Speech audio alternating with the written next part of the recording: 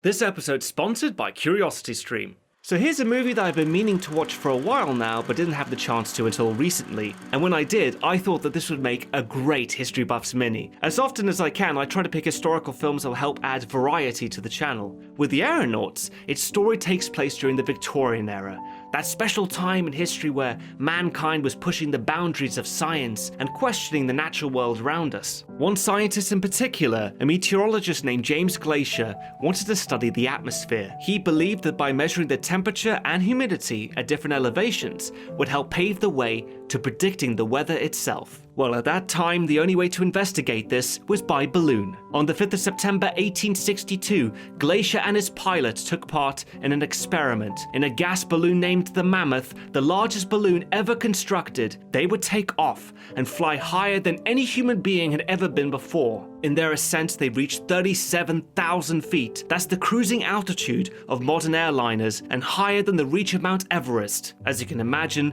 this experiment was fraught with danger and nearly ended in disaster. Suffering from lack of oxygen and freezing temperatures, the two pioneers began to lose their vision, their ability to think, and the use of their muscles as they drifted higher and higher to the edge of Earth's atmosphere. Now, this experiment did happen, but don't expect this movie to be a faithful account of it. The filmmakers took more than a few liberties in telling this story, which has angered a lot of history buffs, but at the very least, they had the decency to tell us that this movie was inspired by true events and not based on true events, which does give them some creative freedom to work with. Just as long as filmmakers don't take things too far, then I'm usually fine with it. So what I'm going to do in this mini episode is to point out a few of the biggest inaccuracies I think people have a problem with, and then I'll briefly explain why I still like it, and then you can judge for yourself how you feel about it one way or the other. Let's start off with everyone's biggest complaint, the character of Amelia Wren. She's an aeronaut and a pilot who flies the balloon whilst James Glaisher does his experiments. Now, whilst it's true that Glaisher didn't travel alone, his pilot wasn't a woman, but a man named Henry Coxwell. Here's a famous picture of them together, and in the 28 ascents that Glaisher made between 1862 and 1866,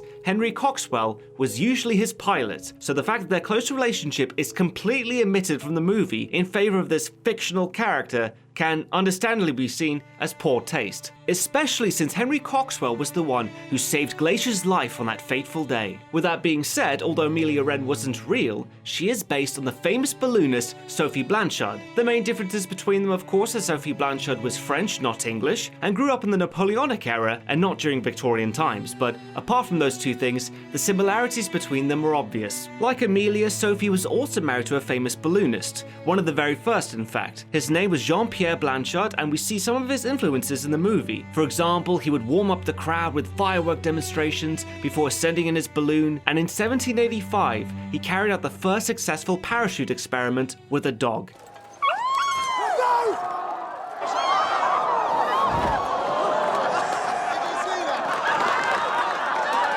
Now, we don't know when the two exactly married, but they started flying together around 1804, and they captured Europe's imagination. At the time, the novelty of a woman in a balloon drew large crowds, even more so in 1805, when Sophie Blanchard became the first woman to pilot a balloon alone. However, this husband and wife team career was cut short in 1808 when Jean-Pierre suffered a heart attack and fell from his balloon, and a year later died from his injuries. But before you think this is what inspired the scene in the movie when Amelia Wren's husband Pierre falls from their balloon, that was also inspired by another ballooning accident. In the Aeronauts, we find out that Pierre sacrificed himself to save Amelia when it looked like the two of them were going to crash, which sounds exactly like the story of how English balloonist Thomas Harris died. Well, one theory anyway. It's been disputed over the years whether it's true or not. In 1824, Thomas Harris was flying with his female companion Sophie Stocks when the gas release valve became stuck, causing the balloon to drop sharply. Together, they dumped as much weight as they possibly could, but still the balloon continued to fall, and in a moment of desperation, Thomas Harris leapt to his death, making the balloon light enough to save Sophie Stocks.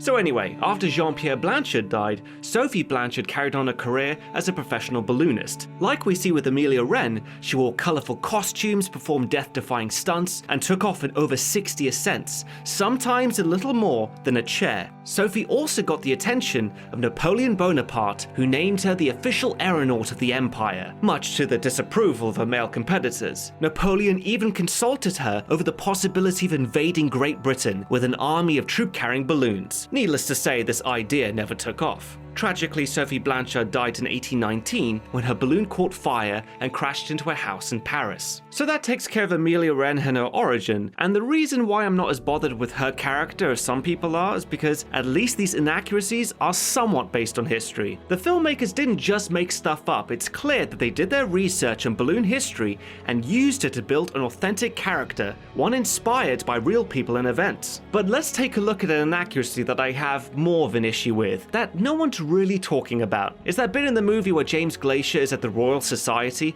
where he pitches his theory about weather prediction and wants to go up in a balloon to find out, but instead he is mocked by his peers. I asked for funding for my own expedition into the skies. By gathering enough data, I believe that we will be able to uncover patterns and correlations. Sir, we are scientists, not fortune tellers. You were talking about weather prediction. But is that not our responsibility as scientists to find order in chaos, gentlemen? Please, if we You're can no closer to understand predicting this the movements sky of the above weather us, than the movements of a frog in a jar. if we can understand the skies above us, gentlemen. This is another one of your Hollywood cliches where the protagonist and his theories are always ridiculed in the first act, until he inevitably proves everyone wrong at the end. It's often used as a plot device for character development. That's why we see it so often in other movies. Well, who do you think built the pyramids? I don't have any idea who built them. I mean, that... Men from Atlantis? But I can prove Atlantis exists. You want to go on an expedition? Here, take a trolley to the Potomac and jump in. Maybe the cold water will clear your head. Thanks. The problem with these Hollywood tropes is that they don't always work when it comes to historical movies. In this case, because we know what happened to James Glacier and his theories. The thing is, he wasn't a pariah that was mocked by his peers. He was actually taken very seriously and was a member of many different scientific societies, not just the Royal Society. And although meteorology was still in its infancy, Glacier was regarded as an authority in that field. He was regularly sending out reports to the newspapers, publishing scientific articles and books on the subject. But not only is he seen as a quack in the movie, he has to get funding for his expedition through private investors, who are clearly more interested in the ticket sales than the experiment itself. This is Ned, one of the hardy entrepreneurs who's invested in our expedition. Do not even think of telling me flight is not possible. I have paid for gas, I have paid for silk. And is this balloon not the strongest and largest that's ever been? Even so, it can't fight the weather. You don't want to be responsible for a tragedy, sir. I don't wish to be responsible for refunding the 10,000 that came here because you promised them history. We'll fly, Ned. We'll fly. Okay, this is just nonsense. The truth is, James Glacier didn't have to organize everything himself because he had the support and the financial backing of the British Association for the Advancement of Science, which he was a member of. And the idea of doing aerial experiments wasn't even Glacier's to begin with. It was brought up in a meeting in 1858, and by 1862, they all agreed to fund it. What James Glacier did was volunteer to perform these dangerous tests himself with a pilot, which was welcomed by his peers. He didn't need to beg for a ride like he does in the movie. Well, I would like the opportunity to be your second. I'll prove a willing accomplice, sir. Have you even been in a balloon? I've studied them extensively. Do you have any experience of frostbite? Low air pressure? The mind-altering effects of a lack of oxygen to the brain? How else does one learn but by partaking? Find another madman to get in a balloon with. In the movie, Charles Green is portrayed to be almost like the villain, but in real life he had some minor involvement in the experiment. At first he was going to direct the ascents and have younger men go up in the balloon to take observations. The reason he couldn't do it himself was because A, he was 77 years old, and B, Charles Green wasn't qualified to do the experiments. In James Glacier's book Travels in the Air, he says of Charles Green, and I quote, "He obtained a large experience, and his accounts are all worthy of confidence, but unfortunately his education was not sufficiently good to make him a competent observer in the higher regions of the atmosphere." I could go further, but I think you guys get the point. James Glacier didn't go at it alone, he had help. So whilst the movie may not be completely accurate, I did appreciate that at least it was trying to be authentic. Like if you look at some of the many beautiful shots in the film, such as the sky graph, you'll find that they are directly inspired by the illustrations from James Glacier's book Travels in the Air. I also loved all the scenes that shows what life is like up in the clouds, whether it be James Glacier seeing an oriole for the first time, or migration of butterflies riding in air currents 10,000 feet up, or even the very stillness of the environments they're in. Have you noticed it's completely silent?